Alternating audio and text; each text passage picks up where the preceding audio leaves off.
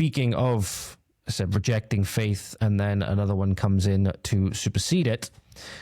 One of the last things we're going to be talking about today is this. So Malik Butchers went viral a little while ago for mocking the victims of grooming gangs. So they staged this skit for the TikTok where they had a foreign Muslim come in, relatively light-skinned Muslim, come in an English shirt, very angry, swearing, "Where the fuck is my son?" And the guy behind the counter goes, "Oh, you mean halal, kid?" Right? And the person playing the father goes, "That's not his name." Shouts, "That's not his name." And the butcher then, the guy behind the counter, goes, "Oh, he's just getting groomed at the back. He's getting groomed in the back of the van." And they then cut to the father going outside, opening the van, and it's a kid getting a haircut in the back of the van. And then the guy from the counter comes up behind him and goes, "He's just getting a haircut. What did you think we meant?" Mocking the victims of the grooming gangs, right? And they tried to come out and say that they weren't, and they tried to put the blame back again on regular British people, saying they were more likely to be convicted, and tried to do this little word play that if you again didn't know to look out for it, they specifically chose the term convicted.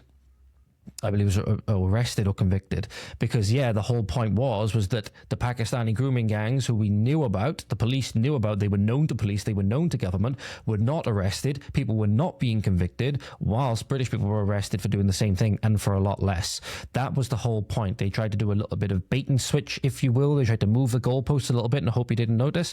I certainly did notice. Well, now they've graduated. They've graduated from mocking the victims of grooming gangs to now mocking the victims of Islamic terror attacks.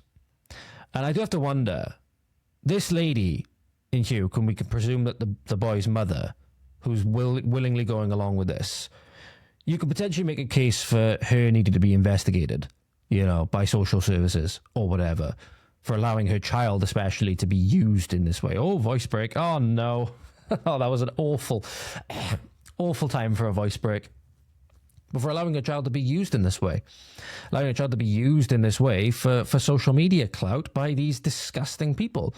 So, again, certainly a case for maybe investigating the lady here. But this is the video that they posted to their social media. Again, just completely disgusting behavior from these foreigners that have no right and shouldn't be here. So it says here from the person that posted this, in last week's video, I believe this was a little while ago, I think it might have been 2 weeks ago, they mocked victims of rape gangs. This week, it's victims of terrorism. And he actually points out what self-respecting, he says white woman, but what self-respecting white woman does this to her and her child. Yep, absolutely, completely valid point. But here's the video for you, ladies and gentlemen. We've got a family barbecue and I need 10 kg of halal sausages. And 10 kg of halal bacon too. Oh, that's a lot. Do you need help carrying it to the car?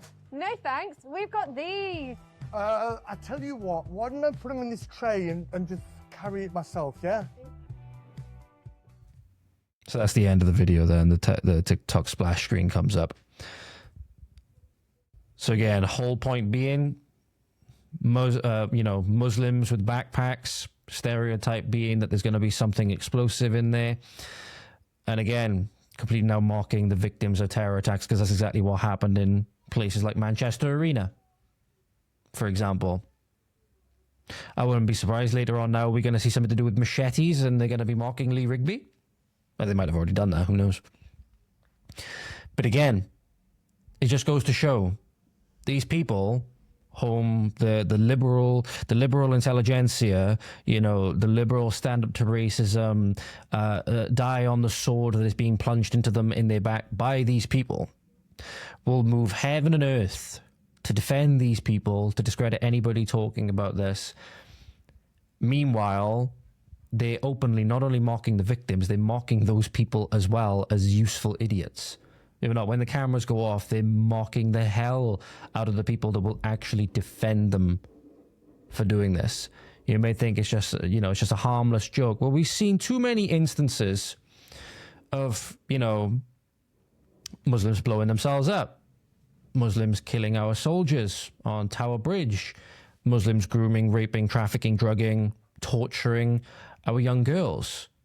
and being proud of it in the name of their God, right?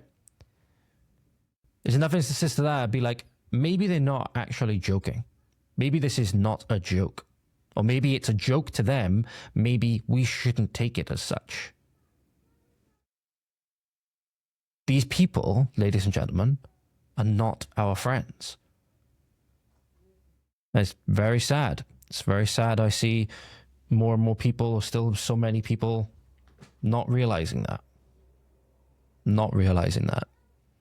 But just when you thought the Malik butchers couldn't get any more shameless, they went from mocking the victims of paedophilic Pakistani Muslim rape gangs to then mocking victims of Islamic terrorism. But remember, multiculturalism, folks. Remember, diversity, folks. Remember, diversity built Britain. Diversity is our greatest strength. Remember that.